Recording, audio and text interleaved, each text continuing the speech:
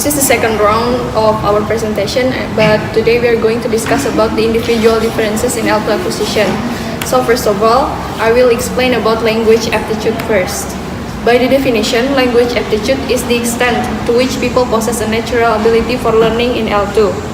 This ability, known as language aptitude, is believed to be in part related to general intelligence, but also to be in part of distinct.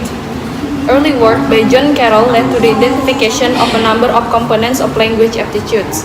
There are four abilities that have been divided by John Carroll.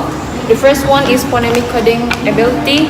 This is the ability to identify the sound of a foreign language so that they can be remembered later. And the second one is grammatical sensitivity, the ability to recognize the grammatical functions of words in sentences, for example, the subject and object of a sentence.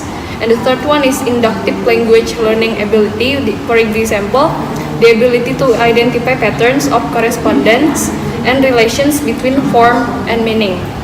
And the last one is rote learning ability, which is the ability to form and remember associations between stimuli.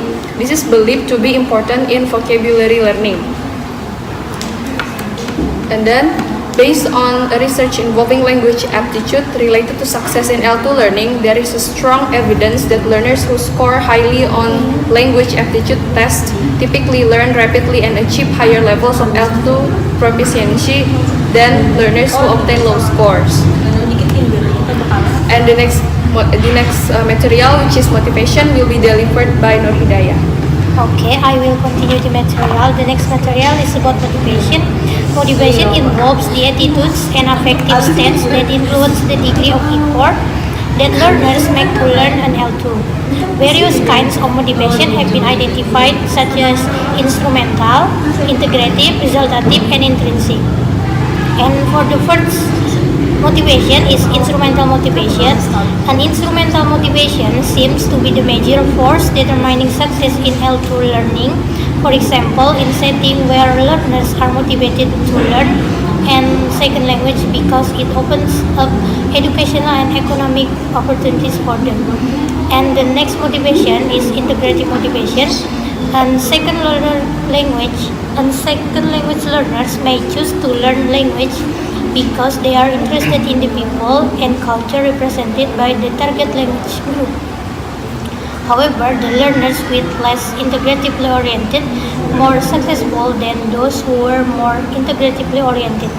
It leads researchers to suggest that some learners may be influenced by a Machiavellian motivation, the desire to learn the second language in order to manipulate and overcome the people of the target language. And the next material will be delivered by Yuli.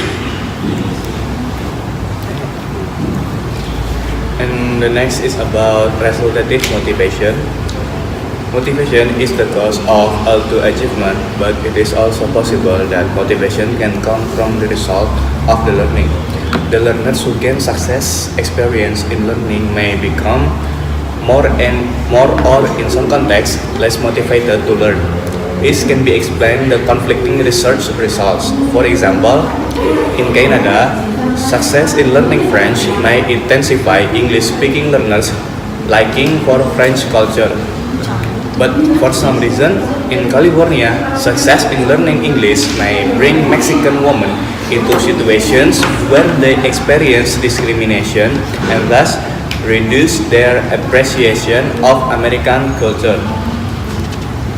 And the next is intrinsic motivation. In some cases, it may not be learners' general reason for learning an L2 that are crucial in determining their motivation. It may not be the students may find various of learning tasks they are asked to do intrinsically motivating.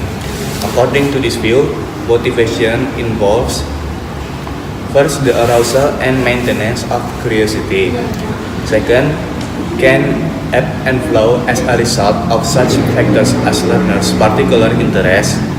Third, the extent to which they feel personally involved in learning activities.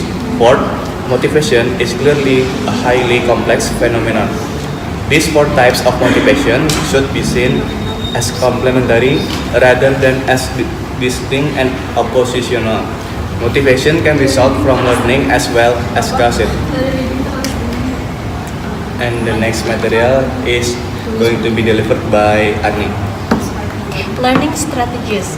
Learning strategies are the particular approaches or techniques that learners employ to try to learn an L2. So they can be behavioral. The example is using the linguistic or situational context to infer the meaning of the new word. So here we go. There are different kinds of learning strategies that have been identified. The first is cognitive strategies. Cognitive strategies are those that are involved in the analysis, synthesis, or transformation of learning materials. For the example is recombination, which involves constructing a meaningful sentence by recombining known elements of the second language in a new way. So the second one is metacognitive strategy, are those involved in planning, monitoring, and evaluation. Learning is selective attention, where makes a conscious decision to attend to particular aspect of the input. So the last is social and or affective strategies, concern the ways in which learners choose to interact with other speaker. For the example is questioning for clarification. The example is asking for repetition, paraphrase, or an example. So one way is to investigate how good language learners try to learn. Those involve identifying learners who have been successful in learning an L2 and interviewing them to find the strategies that work them. So one of the main findings of such studies is that successful language learners pay attention to both form and meaning. So I think that's all for our materials for today. So thank you for your attention. Wassalamualaikum warahmatullahi wabarakatuh.